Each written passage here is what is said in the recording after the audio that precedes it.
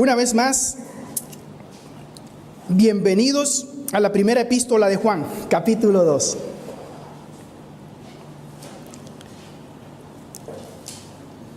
Y hoy nos toca una porción de esta epístola que es fácil leerla, hasta predicar de ella. Lo difícil está en vivirla, en cumplirla.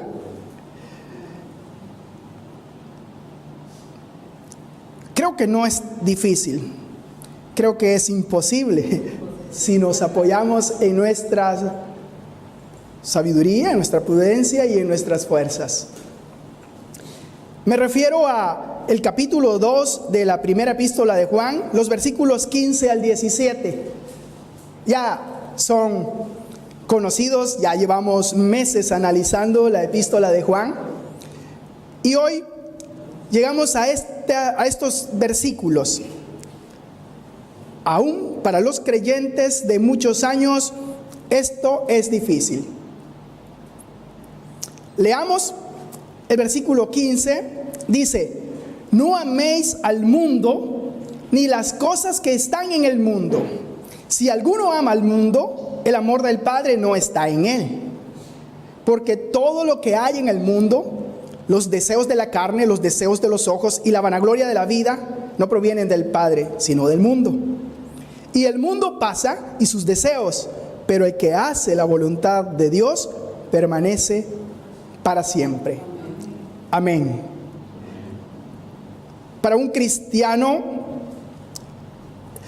que ama al Señor, leer este versículo para otras personas es muy fascinante. Pero leerlo para nosotros, para lo que somos como entidad delante de Dios, puede ser que muchas veces lo leamos ligeramente, pero cuando somos responsables con la vida que el Señor nos ha entregado, no podemos leer ligeramente este pasaje. Notemos que Juan está hablando a la iglesia del primer siglo, a aquella iglesia que es identificada como la iglesia de Éfeso, y que está hablando cerca del año 100 de la era cristiana, ¿sí? Cuando el Señor, en el mensaje de la iglesia a la iglesia de Éfeso, valga la redundancia, dice que tiene algo contra esta iglesia. ¿Qué es lo que el Señor tiene contra esta iglesia? Es que han dejado el primer amor. Esta iglesia a la que Juan escribe es a la iglesia de Éfeso. Todos sabemos que estas epístolas son dirigidas a la iglesia de Éfeso cuando Juan está en la prisión, y que esta es la iglesia donde Juan pasó sus últimos años como anciano, y que la mayor preocupación de Juan era que después de su partida no quedaría nadie más que haya estado con el Señor, y más aún que lo haya palpado, que lo haya tocado. Él es el último testigo presencial de Jesucristo vivo en aquellos momentos, y él sabe que cuando él parta, y su preocupación es que ya no habrá ninguno que pueda decir: estuve con él y lo toqué. Y por eso el mensaje de Juan en esta epístola no viene de su razonamiento, ni de sus conclusiones, ni de que oyó de otras personas. Viene de su experiencia con el Señor. Lo que vivió, lo que vieron y palparon nuestros ojos tocante al verbo de la vida, porque la vida se manifestó y la hemos visto y la hemos tocado. Es la experiencia de Juan. Y él está muy preocupado por esta iglesia, y lo sabemos. Las razones principales es porque cuando el amor se enfría, entonces las filosofías greco-romanas, porque aunque los romanos conquistaron a los griegos conquistaron el pensamiento de los romanos, pero la iglesia que se desarrolla en ese mundo greco-romano bajo esa influencia estaba siendo conquistada, y a este momento ya había muchos que habían sido conquistados por la filosofía del mundo. La forma en que el mundo interpretaba la vida, las cosas, los asuntos, ya estaban siendo acogidos. Recordemos que Juan escribe esta epístola para reparar la doctrina porque ya hay problemas allí. Él dice incluso que hay muchos falsos maestros, habla del anticristo, ya el espíritu de anticristo operando en esta iglesia, y dice que estos falsos maestros estaban entre ellos, pero no eran de ellos, ¿sí? Salieron, pero no eran de la iglesia. ¿Por qué no eran de la iglesia? Porque no eran de Cristo. Ellos tenían otra forma de vivir, pero se identificaban como cristianos. Ahora, a todo mundo le gusta identificarse como cristiano. No sé cuántos de ustedes han predicado a alguna persona, pero en mi país, de donde yo soy originario, cuando yo empezaba a predicar el evangelio, yo usaba mucho el término cristiano. Y le preguntaba a las personas, ¿es usted un cristiano verdadero? Muchas veces, ¿y saben qué me decían? ¿Y usted qué piensa? ¿Acaso soy un animal? Porque para las personas, cristiano es sinónimo de humano. Pero no es así en las Escrituras. Y el término cristiano, ustedes saben que no es popularizado en las Escrituras. Lo que es popularizado en las Escrituras es el pueblo de Dios, es los creyentes, y en el Nuevo Testamento muchos de estos términos son modernos, por decirlo así, para la iglesia en ese momento, son nuevos.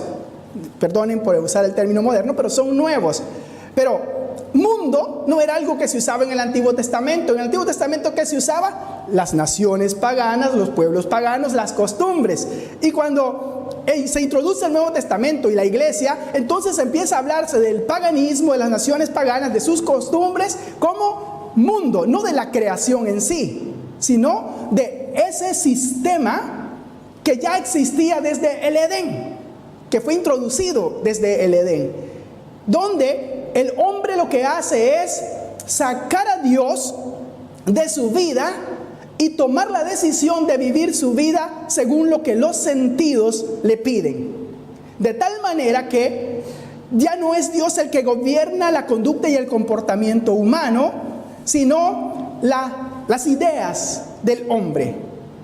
Y allá nació el humanismo. El humanismo nació en el Edén. Bueno, en realidad no nace, ya existía, solo fue transferido al corazón del hombre. Es la independencia que el hombre busca de Dios. Es independizarse de Dios. La invitación de la serpiente a Eva, cuando Eva salió a pasear por el huerto, era a independizarse de Dios. Y le dijo, mira, Dios es un egoísta, Él lo que no quiere es que tú seas como Él.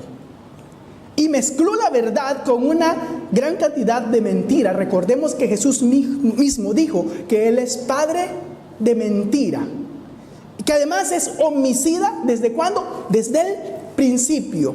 Jesús mismo dijo que el ladrón no vino sino para hurtar, matar y destruir, mas Él vino para dar vida y vida en abundancia. ¿Cuándo vino entonces Satanás? Bueno, desde mucho antes de la creación adámica o de Adán, pero viene a esta creación adánica, a nosotros los que nacemos hijos de Adán, desde que nacemos con la naturaleza de Adán, vino allá en el huerto. Cuando Adán estaba ocupado todavía, me imagino, permítanme usar mi imaginación, ustedes saben que yo soy muy imaginativo a veces. Y Adán había recibido la tarea de señorear, ¿sí? De poner nombres a las plantas, a los animales. La Escritura dice que se llaman hasta el día de hoy, hasta ese momento que se lleva el registro, como Adán las nombró. Y aquel día Adán dice, me hace falta ponerle nombre a algunos animales acuáticos, ¿sí? Del mar, ¿sí? Tal vez no tenía el término acuático, pero él dijo del mar, de allí, de las aguas. Y entonces él se fue y Eva se fue por otro lado a pasear ese día. Ella estaba dando un paseo por el jardín y en ese paseo de pronto empieza a escuchar una voz que no es la voz de Adán. Es una voz extraña, pero es una voz muy seductora y con ofrecimientos que parecen muy interesantes. Sí, le está invitando a experimentar algo nuevo, aunque prohibido, pero es nuevo. Ella no lo ha probado, porque recordemos que el único mandamiento que el hombre tenía era no comer del árbol. El plan original de Dios, o sea, del árbol de la ciencia del bien y del mal. El plan original de Dios es que el hombre viviera allí y se alimentara únicamente del árbol de la vida y del resto de árboles. Si él comía solo del árbol de la vida, entonces él y los hijos que nacieran del hombre vivirían eternamente. Recordemos que después de la caída, Dios tiene que echarlos del huerto para que no coman del árbol de la vida en esa condición que ahora es nueva para ellos y puedan vivir eternamente. Entonces Dios los expulsa. Pero en aquel momento las palabras de esa serpiente no iban solas, porque nunca, tal vez Eva había tenido una conversación con una serpiente, imagínense ustedes, pero de pronto una serpiente hablando es curioso. Y cuando esta serpiente habla, esa palabra también es espíritu. Y esa palabra está engendrando algo en Eva, porque la desobediencia no viene precisamente porque a Eva se le ocurrió simplemente desobedecer, sino que fue inducida, y fue inducida a través de una injerencia espiritual. Y lo sabemos ¿por qué? Porque cuando Eva hace esa prueba, ella debió asustarse mucho. Por primera vez se ve sin ropa. O sea, ella se ve desnuda. Por primera vez, aquel acto que ella comete le permite ver y conocer el bien y el mal. Y eso es lo que le había dicho a la serpiente: seréis como Dios conociendo el bien y el mal. Hasta ese momento ella solo conocía el bien, ella no conocía el mal. Pero a partir de ese momento ella conoce el mal, y ese conocimiento le lleva a ver su desnudez. Antes estaban vestidos de la gloria de Dios. Ustedes me han oído citar el versículo de Romanos 3:23. ¿Qué es lo que dice para los que son evangelistas? Por cuantos todos pecaron y fueron ¿qué? Destituidos. Eso significa desvestidos o despojados ¿de qué? De la gloria de Dios. Lo que Adán y Eva tenían en el principio era la gloria de Dios, y esa era la vestimenta. Y esa será la vestimenta que tendremos al final de todo. Ahora, cuando ella es despojada y se ve desnuda, sale corriendo a buscar a Adán. Y en ese momento sale del agua un pez bastante grande, de un color un poco oscuro. Y Adán está escuchando a su mujer y sabe que la voz de su mujer es una voz de terror, es de espanto. Y sale aquel pez, y ahí le llamó y dijo: ¿cómo le llamo?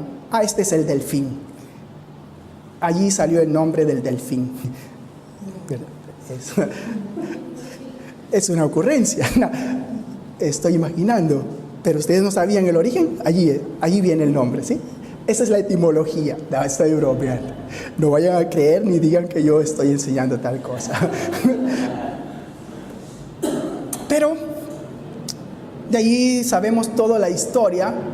Los hijos que vinieron después de eso ya vinieron con una condición espiritual caída. Hasta el día de hoy, cada niño que nace con esa condición espiritual. Está caído. Es desobediente por naturaleza. ¿Por qué? Porque la serpiente, a través de esa palabra, depositó una semilla. Él es un imitador de Dios. Cuando Cristo viene, Él viene con una palabra que es espíritu y es vida. No siembra muerte, sino que siembra vida. Y recordemos que la palabra del evangelio o el evangelio del reino es como una semilla que cae en un corazón, en una tierra. Y cuando cae, esa semilla germina, y si el corazón es bueno, crece, produce fruto, ¿verdad? Entonces, ahora la única esperanza del hombre es que la semilla divina caiga, germine, crezca, hasta desaparecer la naturaleza antigua de Adán. Para eso apareció el postrer Adán. Porque en Adán todos morimos, pero en Cristo todos somos vivificados.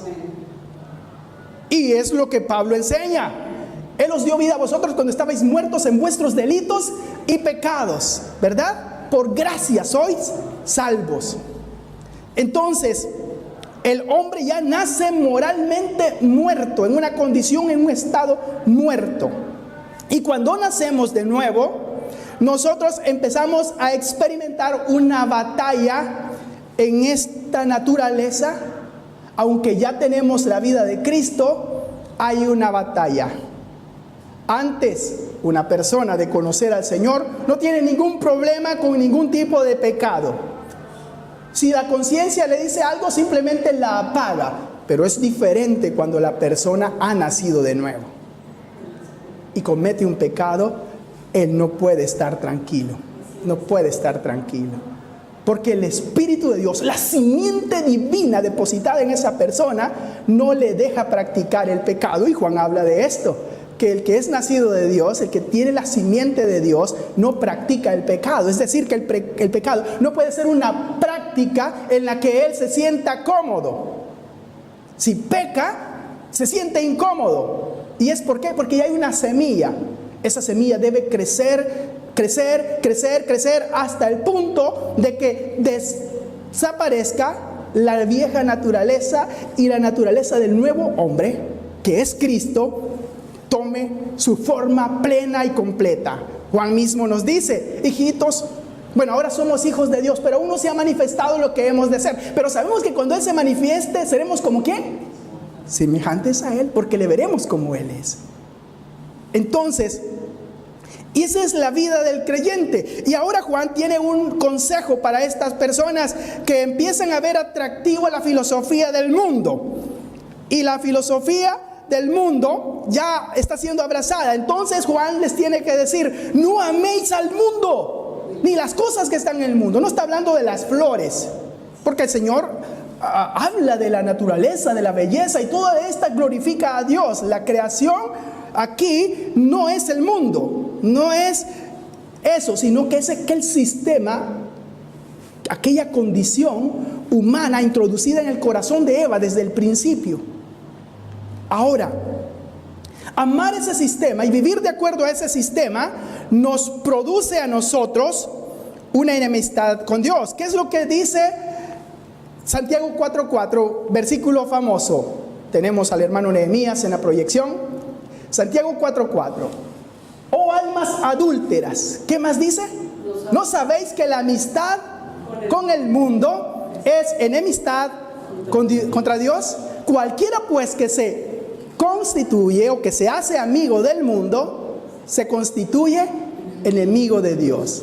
¿De qué mundo? De ese sistema de vivir independientemente a Dios, sacando a Dios de su vida.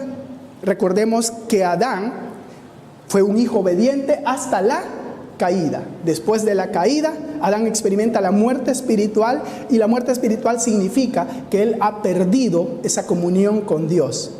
Y el camino de vuelta es la cruz.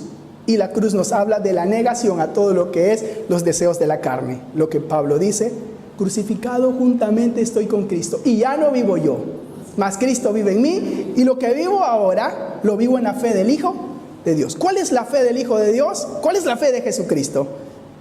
Él lo dice, que Él no vino a este mundo para hacer su voluntad, sino la voluntad de aquel que lo envió. Y eso es la cruz, es la autonegación a los placeres de la carne, a los placeres de esta naturaleza y de estos sentidos que buscan el deleite temporal. Ahora, ni las cosas que están en el mundo. ¿Qué cosas? En el versículo 16, porque todo lo que hay en el mundo, ¿qué cosa es lo que él se está refiriendo? Aquí él ya lo especifica: los deseos de la carne. ¿Qué más? Los deseos de los ojos. Y recordemos que Satanás allá tentó a Eva en estas tres áreas. Específicamente fue en estas tres áreas. Le dio a la carne primero una condición espiritual en la cual la carne empezó a ver que podía, según la idea que le presenta Satanás, llegar a ser Dios, jugar a ser Dios. Y todo empezó cuando fue inducida a la desobediencia, y lo que ve es una fruta que es atractiva para los ojos, los deseos de los ojos. Y pues al comerla, sus ojos iban a ser abiertos, conociendo el bien y el mal, e iba a ser ya como Dios, la vanagloria, ¿sí? El querer una realidad que es falsa, porque lo que Satanás le está diciendo no es totalmente completo. No es completo. Hay mentira y falsedad. Y es así como se maneja el mundo hasta el día de hoy. Con parte de verdad, pero con una gran cantidad de falsedad. El humanismo no es más que una gran mentira, presentada como una idea brillante para presentarle al hombre un camino atractivo y que no necesita a Dios. Y es la idea de Satanás. Le está diciendo a Eva que ya no necesita más a Dios porque va a ser ella misma como Dios. La independencia de Dios. Ahora, nosotros debemos saber que aunque el mundo nos invita a ser como ellos y que no tolera el que seamos diferentes a ellos porque critica que los creyentes son gente obsoleta, de otro tiempo, tratando de vivir en el presente, en el mundo moderno, con tanta tecnología y tantos avances, con una filosofía de hace 5,000 años. Es más, lo último que se escribió fue hace más de 2,000 años. Imagínate, tú queriendo vivir en este mundo tan avanzado, tan moderno, con ideas de hace 2,000 años. Eso te dice el humanismo, ¿verdad? Sí. ¡Qué absurdo! Si el mundo ha cambiado, los tiempos han cambiado, la tecnología ha avanzado, la ciencia, ahora el hombre conoce cosas y avances que no los tenía en aquel tiempo. Y tú queriendo vivir tu vida de acuerdo a ideas absurdas de hace mucho tiempo. Eres un dinosaurio. Ahora, aunque te dice eso, espera que tú seas diferente a ellos. Porque cuando te ve que te comportas como ellos, y es hermanito, y es cristiano. Hasta el día de hoy, un creyente siempre estará bajo el foco de todo el mundo, y todo el mundo espera que si eres creyente seas diferente a ellos. ¿No les parece contradictorio? Te invitan a un montón de cosas, pero luego si actúas como ellos, te critican. Bueno, desde siempre, no solo el mundo, sino que especialmente Dios espera que sus hijos sean diferentes al mundo, a este sistema. Y eso es lo que debe importarnos, no lo que el mundo dice. Hoy les voy a citar algunas de las mentes más brillantes que han introducido el humanismo, el renacimiento, y cómo terminaron ellos sus vidas, para que veamos que lo que Juan dijo hace mucho tiempo es totalmente certero. El mundo pasa. El mundo pasa. El sistema pasa. En cada persona pasa. Y tiene un sello de cancelación. ¿Cuántos de ustedes, si tuvieran mucho dinero, mucho así, y dijeran, tengo que invertir este dinero, se atreverían a invertirlo en un producto que hoy tiene tremenda demanda, pero que después de 3 meses nadie más lo comprará? Y tú ya lo sabes, ¿verdad? Si tú ya lo sabes, no invertirías todo tu dinero en un negocio así, porque sería totalmente absurdo, insensato.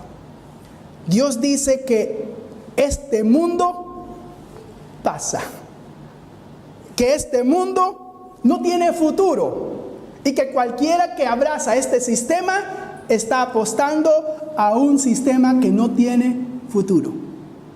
Cualquiera que vive según las ideas del mundo no tiene futuro, porque el único futuro está en el Rey y en su reino.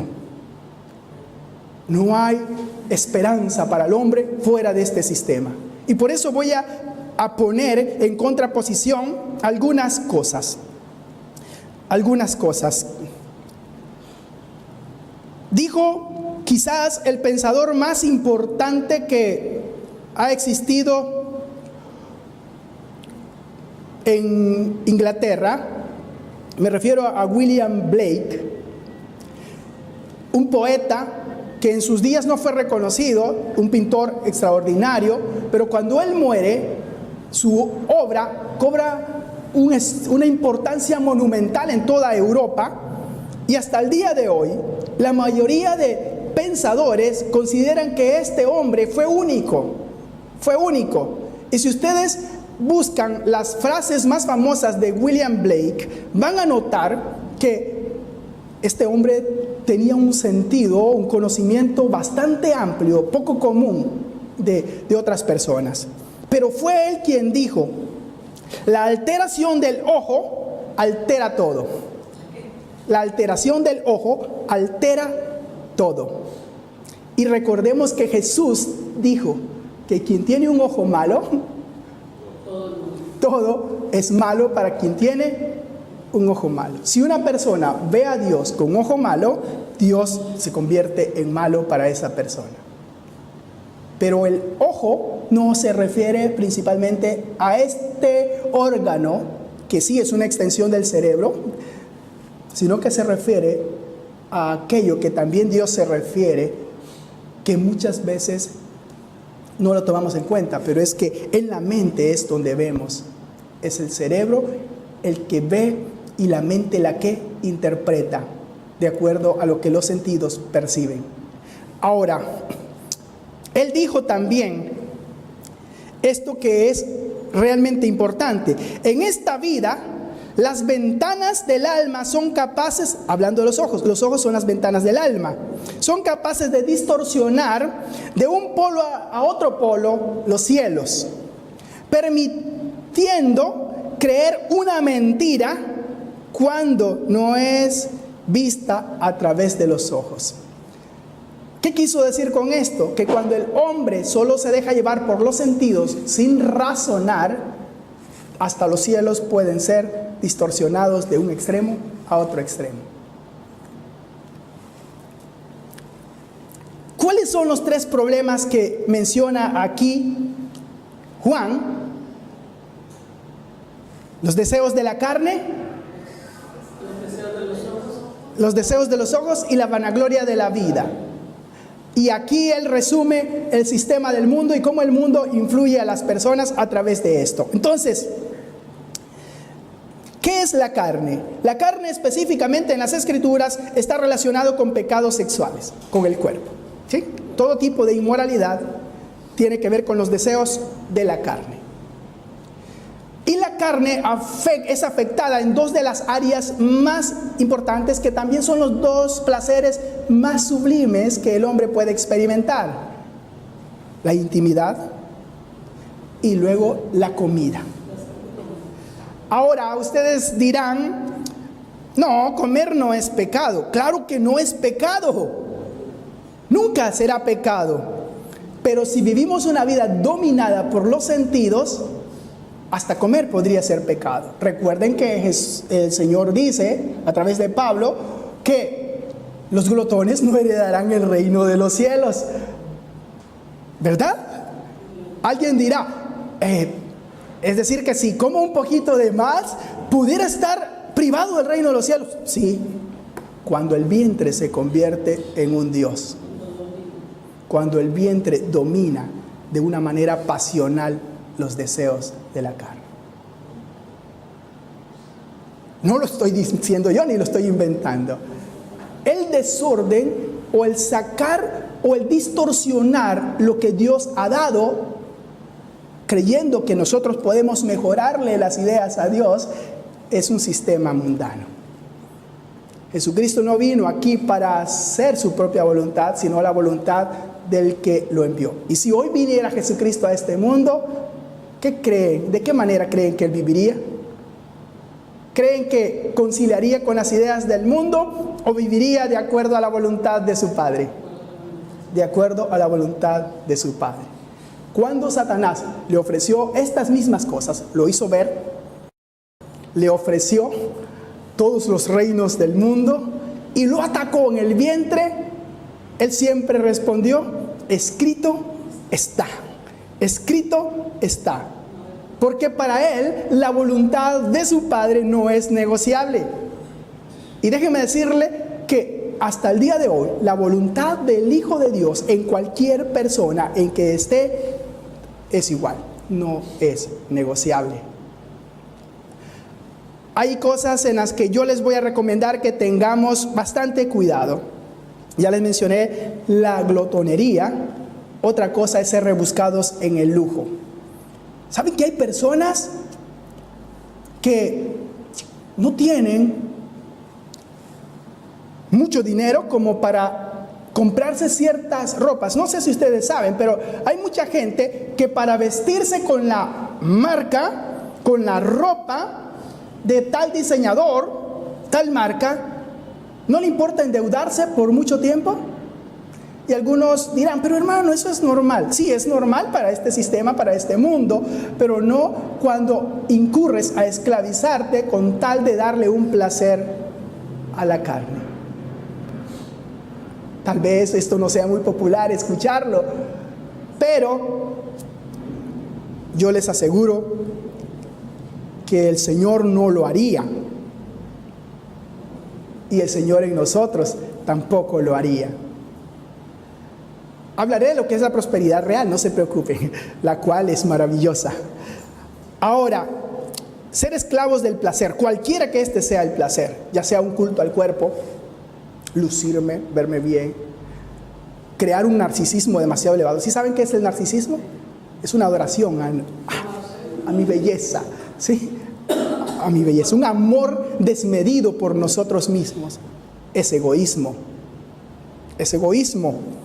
Ser codiciosos y relajados en lo moral, no importa. También es un peligro. También es un peligro. Después lo resuelvo. Después me confieso delante de Dios, lo arreglo. No pido permiso, sino que es mejor pedir perdón. ¿Entienden? Es muy común, ¿sí?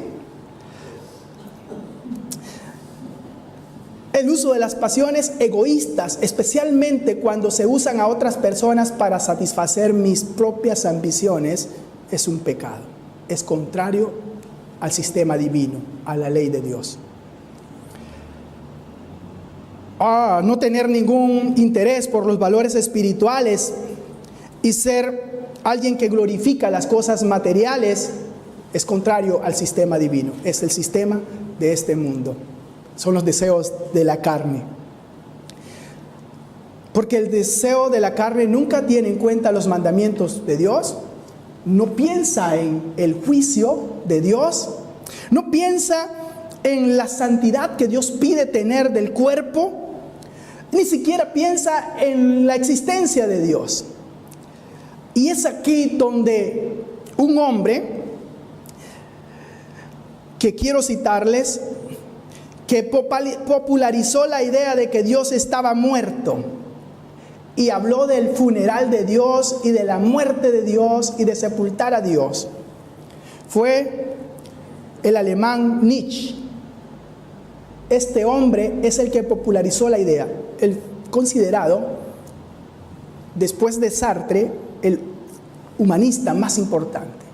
Sartre es aquel que murió, un francés que murió solo después de ser hoy considerado la luminaria de los pensadores del humanismo, la autoridad. Es más, muchos dicen, él fue un monstruo en cuanto a las ideologías, las luces, pero el día de su muerte estuvo solo, nadie lo seguía en realidad.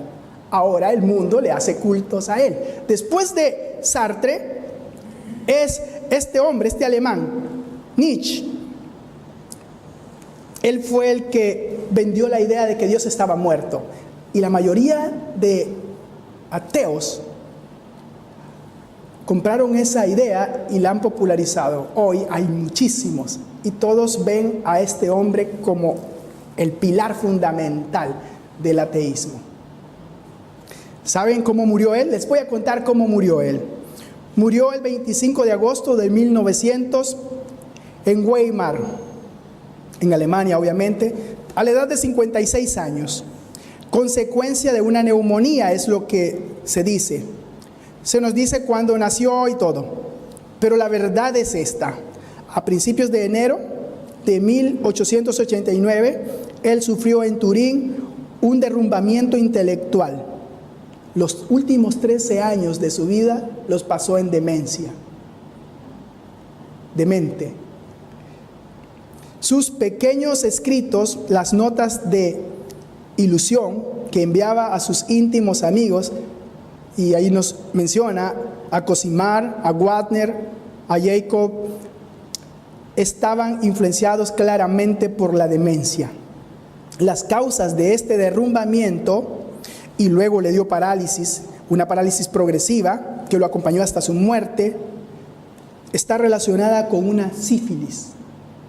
Ustedes saben que es adquirido por un pecado sexual, ¿sí? Y terminó muriendo con esa enfermedad y con un cáncer cerebral.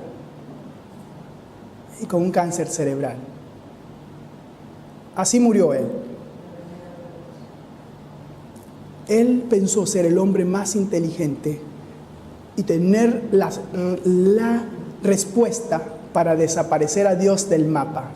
Su mente brillante, su capacidad, lo hizo vivir en demencia los últimos 13 años de su vida. Claramente, para los que entienden la numerología, es un número muy representativo, la rebeldía contra Dios, y muere de un cáncer cerebral.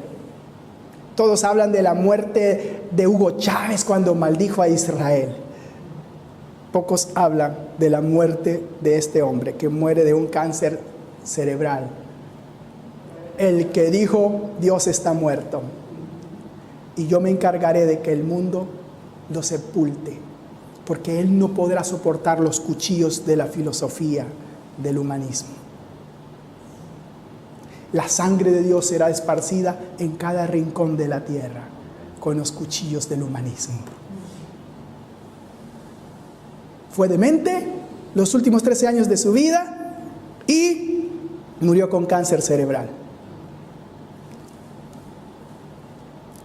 Una mujer que actualmente es profesora en Columbia, una de las universidades más prestigiosas en la actualidad, déjenme sacar un papelito para recordar su nombre, es Gertrudis. Sí, Gertrudis.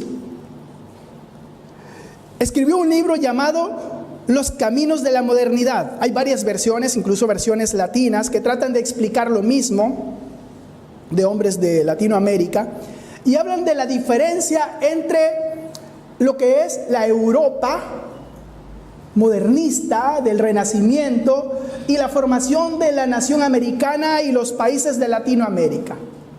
Como para Europa es una forma, la vida, como para Estados Unidos fue de otra forma, y como para los países latinoamericanos, quizás siendo los más ricos que los de Europa y que los mismos Estados Unidos, los resultados son muy diferentes. Porque todo está en lo que el hombre cree y razona. El hombre es el resultado de sus creencias y es esclavo de sus pasiones. Como lo hemos dicho muchas veces, el hombre termina haciendo exactamente lo que cree. Según el Dios en el que cree, adora y al que sirve, el hombre se convierte en una semejanza de ese Dios. En los caminos de la modernidad, esta mujer dice cosas muy interesantes. Dice que la diferencia entre Europa, especialmente Francia, Alemania, estuvo en que ellos abrazaron el razonamiento modernista, queriendo sacar a Dios. Y esto hizo de que ellos sean naciones prósperas, sí, pero moralmente totalmente débiles, sin bases morales. Muy diferente a lo que pasó con los Estados Unidos. Les estoy resumiendo. Los Estados Unidos no solo usaron el razonamiento, sino que usaron el racionamiento o el raciocinio. No sé cuántos entienden el término. Es razonar, pero también limitarse, establecer límites. Es decir, que lo moral es muy importante para los franceses y esa parte del mundo europeo que no se detuvo a reparar en lo moral. La vida es completamente diferente. Y la nación americana, todo el mundo sabe que su fortaleza y su fuerza está en las bases morales con las que la nación se levantó y se estableció. Y saben que esta mujer que no es creyente toma y cita un capítulo, en un capítulo de su libro, todas las enseñanzas de John Wesley y George Wycliffe. ¿Por qué razón? Porque estos fueron los hombres que más influyeron en las bases de la nación americana. Increíble. Una mujer que es una autoridad en la filosofía humana moderna establece una diferencia de por qué Europa es un caos moral y por qué los Estados Unidos llegaron a ser una nación próspera, estable y la más poderosa, y por qué perdura y por qué Europa ha ido de tumbo en tumbo, de caída en caída. En cambio, los Estados Unidos no ha sido así. Ella dice, está en esto, en la diferencia en que unos ven, como dijo William Blake, unos ven con los ojos y otros ven a través de los ojos. La diferencia está en que unos ven lo que los sentidos le piden que vea y los otros a través de los ojos razonan, usando el razonamiento y estableciendo límites. Esto sí y esto no. Entonces, la gente en la actualidad, dice esta mujer, busca la verdad, pero prefieren seguir las ideologías humanas. Buscan la verdad, pero prefieren seguir la ideología humana. Es decir, nunca siguen la verdad. Es como Pilatos, delante de Cristo. ¿Se acuerdan qué hizo él después que le preguntó qué es la verdad? Se lavó las manos, creyendo que lavarse las manos lo estaba lavando internamente y librando de una responsabilidad eterna. Lavarse las manos no libra a nadie de la responsabilidad eterna. El mundo piensa que si saca a Dios del medio y la verdad de alguna manera la distorsiona, entonces va a estar bien. Es una mentira. El sistema de este mundo jamás puede darle al hombre la verdad. Entonces, habla de los deseos de los ojos y de la vanagloria de la vida. Quiero centrarme en la vanagloria de la vida para concluir, porque esto es un tema muy interesante, y especialmente en los días de Juan, no solo para Israel, sino para el mundo que lo rodeaba. Recordemos que los romanos eran los que gobernaban el mundo y ellos tenían los pensamientos de los griegos. Cuando se habla de vanagloria de la vida, Juan usa un término para vanagloria y la palabra es alazaneia. Y en aquel tiempo a un hombre, a cierto tipo de hombre se le llamaba alazán. No porque fuera colorado. Entienden que lo alazán tiene que ver con un tono rojizo, colorado, ¿verdad? No tiene que ver con el tono de la piel. Tiene que ver con la conducta de la persona. Juan aquí usa esta palabra de una manera muy gráfica y se refiere a unos antiguos moralistas que pretendían ser mejores que todo el mundo. Ellos eran los mejores. Si una vez Gustavo me comentaba que en el mundo existen varias definiciones de lo que es malo y bueno.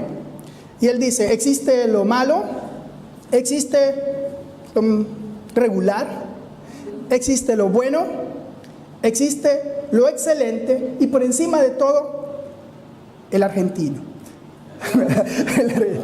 El argentino. Es presumir de ser lo mejor, es de ser lo máximo, ¿entienden? Es de ser lo máximo. Un alazán entonces es el que se cree mejor que todo el mundo y no solo se lo cree, sino que lo presume. Incluso los griegos tenían en un profesor que se llamaba Teofrasto, una lección muy práctica de esto. Él dice, hoy en el término actual sería un fanfarrón, pero él se refiere a este tipo de hombre como aquel que, si está solo no habla nada, no dice nada. Pero si hay personas que pueden oír, entonces se echa flores, se florea, ¿entiende? Se florea. Lo importante es que lo oigan y oigan lo bueno, lo máximo, lo extraordinario que es. Entonces él pone un ejemplo acerca de una persona y dice que este hombre por las tardes solía irse a un puerto marítimo y decía, ven aquel barco, y se refería al barco más grande, esa es la próxima compra que haré. Y después llevaba a algunos amigos por las calles principales donde estaban las casas más grandes, más importantes, y dice, ven a aquella casa, esa es la próxima casa que me compraré. Pero él dice, la realidad de este hombre es que apenas tenía para alquilar una casa. ¿Entienden? Él hablaba de comprar y llegar a tener muchas cosas cuando su realidad era que apenas le alcanzaba para el alquiler. Es un fanfarrón, es un fanfarrón. La vanagloria de la vida, según Juan, si usa esta palabra, es creer que somos más de lo que realmente somos o vivir de apariencias, o vivir de apariencias. Un cristiano no puede vivir de apariencias, porque delante de Dios no existen las apariencias. Él conoce el corazón humano. Entonces, esto se llama el dilema del corazón, esta meditación. Y la pregunta es, como creyentes, no les pregunto a sus mentes, a lo que sus mentes creen o son capaces de razonar, porque los europeos son muy capaces de razonar, sino a la forma práctica de vivir la vida. ¿Conocemos la verdad? Gracias a Dios, sí. ¿Estamos dispuestos a vivir de acuerdo a ella? Siguiendo el ejemplo de Jesucristo, quien dijo que no vino a este mundo para hacer su propia voluntad, sino la voluntad del que lo envió. Y según las palabras de Pablo, sabemos que es dejar de vivir nosotros para que Él viva. Viva acá. Y en su forma de vivir, busque lo mismo que siempre ha buscado: hacer la voluntad del Padre. Aquella a la que Eva y Adán renunciaron en el huerto para hacer su propia voluntad. Y que por naturaleza nosotros tenemos como condición desde que nacimos hacer nuestra propia voluntad, satisfaciendo los deseos de la carne, los deseos de los ojos y el aparentar muchas veces una realidad distinta a la verdadera condición. Pero si somos responsables con nuestra vida, entendemos que un verdadero creyente no necesita aparentar delante de Dios y que no vive para los hombres, sino que vive para Dios. Y que aunque parezca muy brillante, las ideas y filosofías humanas conducen a la muerte.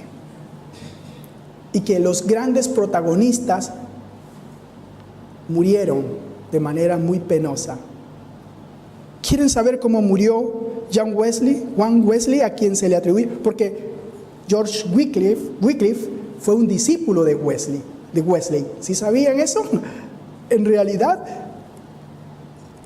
Wycliffe se convierte en un súper predicador porque tenía un talento extraordinario, pero su maestro y quien lo influenció fue Wesley. Wesley muere de una manera muy diferente. A la edad, muy anciano, ¿verdad? Ya él no podía congelar los años, Pero algo que se mantenía vivo era el celo apostólico, a pesar de sus cargas y enfermedades, porque también se enfermó. Todos los que pasamos de cierta edad, yo estoy joven todavía, pero hay cosas que empiezan a aparecer como naturales de este cuerpo, cosas que son naturales. No desatendió sus trabajos hasta que la cercanía de su muerte lo limitó completamente, lo entumeció sus facultades. Pero 8 días antes de su muerte predicó su último sermón. Se dice el lugar, no lo puedo citar, está muy complicado, pero fue en Londres. Su naturaleza física se dio después. Obviamente, sus condiciones físicas se agudizaron, durante el cual su mente estaba generalmente lúcida, su fe firme, su paz perfecta y su esperanza triunfante. El 2 de marzo de 1791 entregó su vida al Señor sin ningún lamento, en completa felicidad, con una vida que brillaba y que todos sabían que era bendita. A los 88 años de edad, sus restos fueron enterrados en una capilla. Qué diferente la muerte de un santo, que no solo era una mente brillante, que razonaba, que sí usaba la lógica, pero que no concluía de acuerdo a los sentidos, sino a lo que era y es la voluntad de Dios. Muy diferente. ¿Cómo quieres tú terminar tu carrera? ¿Destituyendo a Dios de tu corazón, aunque seas capaz de razonar cristianamente, o permitiendo que Él tenga el señorío de tu vida, el gobierno de tu vida y tu voluntad completamente rendida a Él? Yo sé que un creyente responsable quiere terminar su carrera no viviendo según el mundo, porque el mundo pasa y sus deseos. Y recuerden que la clave de esto está en amar a Dios. Aquí Juan lo dice: no améis el mundo, ni las cosas del mundo, ni las cosas que están en el mundo. Si alguno ama al mundo, la conclusión es práctica: el amor del Padre no está en él. El amor del Padre no está en él. Entonces, la verdadera vida cristiana la podemos resumir en estos 2 versículos que vamos a leer al final en Santiago, capítulo 1, versículos 26 y 27. La palabra religión solo es mencionada en esta parte de la Biblia, porque en los tiempos bíblicos no existía en realidad tal concepto. Aunque existían muchas formas de vivir, no existía tal concepto. Es un poco más moderno. Pero Santiago dice: si alguno se cree religioso, es decir, si alguien aquí se cree religioso, no es suficiente la alazaneia, ¿sí? Es decir, aparentar. No se puede aparentar. El cristianismo, la vida de un creyente, no se vive de apariencias. Y nos dice cuál debe ser la conducta y el comportamiento de un creyente, de un hijo de Dios, de alguien que cree, que vive para Dios. Dice: si alguno se cree religioso entre vosotros y no refrena su lengua, sino que engaña. ¿Qué es lo que engaña? ¿A Dios? ¿A las demás personas? No, a su propio corazón. Es un autoengaño. ¿Qué más dice? La religión del tal es vana. ¿Alguien ha abierto alguna semilla esperando encontrar eso que es delicioso dentro y resulta que está vano? Por ejemplo, maní, a veces pasa, ¿no? Queremos comer maní, compramos no el de la fundita en el supermercado con ají y con sal, no, sino que compramos ¿cómo se llama? Con su vainita, no sé cómo, y al abrirlo resulta que está vano. Es decir, cuando se va adentro, está vano. Por fuera todo aparenta estar bien, pero por dentro, vano, hueco. Entonces, aquí nos dice, la religión pura y sin mancha delante de Dios el Padre, porque ante Él es que vivimos. ¿Delante de quién? De Dios el Padre, ante Él. Un creyente no vive ante los hombres, no es un alazán. Un creyente es alguien que tiene identidad y que esa identidad está en lo profundo de su ser. Esta es, ¿verdad? Es esta. Vestir, visitar ¿a quién? A los huérfanos y a las viudas en sus tribulaciones. ¿Y qué más? Y guardarse sin mancha ¿de qué? Del mundo. Ahora, en este mundo estamos bombardeados, pero no estamos solos. La oración de Jesucristo en el Getsemaní sigue vigente. No te pido que los quites del mundo, pero sí pidió algo, que los guardes del mal. ¿Cuál es el mal? Es aquello que fue introducido en el corazón de Eva. Es aquello con lo que todos nacemos por naturaleza, es una condición. Pablo mismo dice que él luchaba y muchas veces hacía lo que no quería. Pero como un verdadero creyente, hijos de Dios, debemos de entender que Dios es un guerrero y que nunca deja una batalla y que es perseverante y que no necesita que el pueblo sea superpoderoso. Él es el que da la victoria. En los peores momentos de Israel, cuando no tenía ninguna oportunidad, la victoria vino del Señor. Todo eso fue escrito para nuestra enseñanza. No importa qué momento, ni qué batallas afrontemos, ni cuán grandes y poderosas parezcan. Si tenemos un espíritu de luchadores, si queremos ser los vencedores que Dios busca, nos quedaremos con Él, pensando no a nuestra manera, sino decidiendo que Él sea el que gobierne nuestras vidas según su voluntad y esperando la victoria de Él, esperando de Él la victoria, porque ya no depende de lo que nosotros somos capaces de dar. Definitivamente no podemos con todo este sistema. Lo que sí podemos hacer es correr y refugiarnos en Dios. Torre fuerte es el nombre del Señor. A Él correrá el justo y será librado. El nombre de Jesucristo no solo nos da el perdón de los pecados por medio de su sangre, sino que también nos da todo lo que le pidamos al Padre. Y el nombre de Jesucristo es el nombre sobre todo nombre. Y si hoy nosotros nos conectamos con el Padre en perfecta sintonía, obedeciendo su voluntad, el poder de ese nombre puede derribar y derrotar cualquier batalla, lucha en lo moral, en el cuerpo, en los deseos de los ojos o en nuestro propio ego. Jesucristo es el único victorioso. Si Él habita aquí, la victoria es segura. Amén. Entonces no tenemos más que abandonarnos al Señor y confiar en Él, haciendo y abundando en buenas obras, sí, y guardándonos del mundo, sin contaminación. En realidad este es un mensaje muy práctico, muy sencillo, pero el mundo tiene sus días contados, es un sistema que pasa, el mundo pasa y sus deseos. Confiar en Él no es la respuesta, confiar en Dios es la respuesta, confiar en el Señor.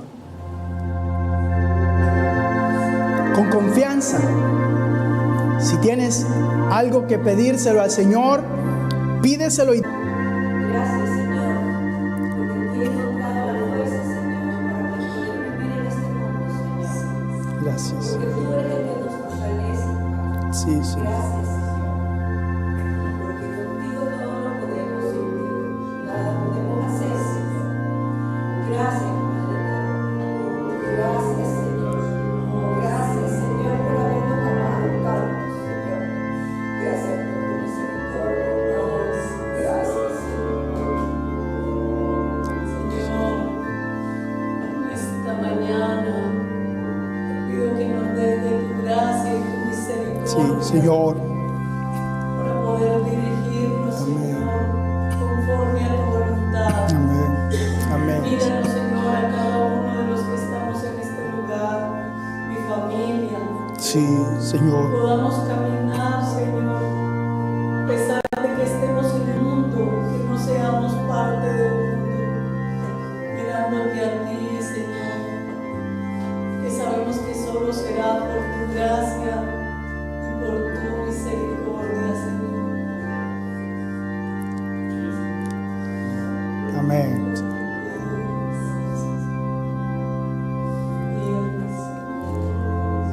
Señor, cada día en este viaje estamos delante de los caminos de los hombres y tu camino. Señor, y solo por tu gracia que nos da la convicción es que podemos confiar en ti y escoger tu camino. Señor, en cada lucha, en cada batalla, ante cada prueba y cada tentación, no nos dejes solos. Acompáñanos y que tus fuerzas, Señor, sean más fuertes, más poderosas que nuestros pensamientos, que la percepción de nuestros sentidos, que la autojustificación. Que sea tu amor el que nos conquiste y que sea tu fuerza, Señor, la que nos sostenga para no contaminarnos y para vivir en este mundo amándote, honrándote, haciendo tu voluntad. Padre, te lo suplicamos en el nombre de Jesucristo. Oh Señor, como decía Pablo, ¿quién nos librará de este cuerpo de pecado? Que queriendo hacer lo bueno, terminamos haciendo lo malo, Señor. Líbranos, Señor, y ayúdanos. Oh, Señor, tu gracia es suficiente y tu gracia está disponible, Señor, para cada uno de los que reconocemos nuestra debilidad y la traemos a ti, porque tu poder se perfecciona en nuestra debilidad, Señor. Señor, usa cada debilidad en cada uno de tus hijos y glorifica tu poder, Señor, derramando tu gracia abundante de acuerdo a la necesidad y más aún, Señor, para que nuestras vidas te glorifiquen, no solo con palabras, sino con lo que somos, con nuestra naturaleza transformada, cambiada, revestida de Cristo. Por favor, haz que tu gracia abundante se perfeccione en cada debilidad, para que tu nombre sea glorificado y exaltado, Señor. Te lo suplicamos, Padre, te lo suplicamos, y nos abandonamos enteramente a tu gracia, fijando nuestra confianza y nuestro corazón en tu suficiencia. Por favor, cierra nuestros ojos en lo natural y a las pasiones de este mundo, y abre nuestros ojos espirituales para ver la grandeza de tu amor, la suficiencia de tu gracia, Señor, y todo lo que tienes disponible para cada hijo que se abandona a tu voluntad, pues en ti están todos los recursos disponibles que necesitamos para terminar esta carrera, amándote y honrándote con nuestro ser. Gracias por la provisión que nos das en tu Hijo amado, en Jesucristo.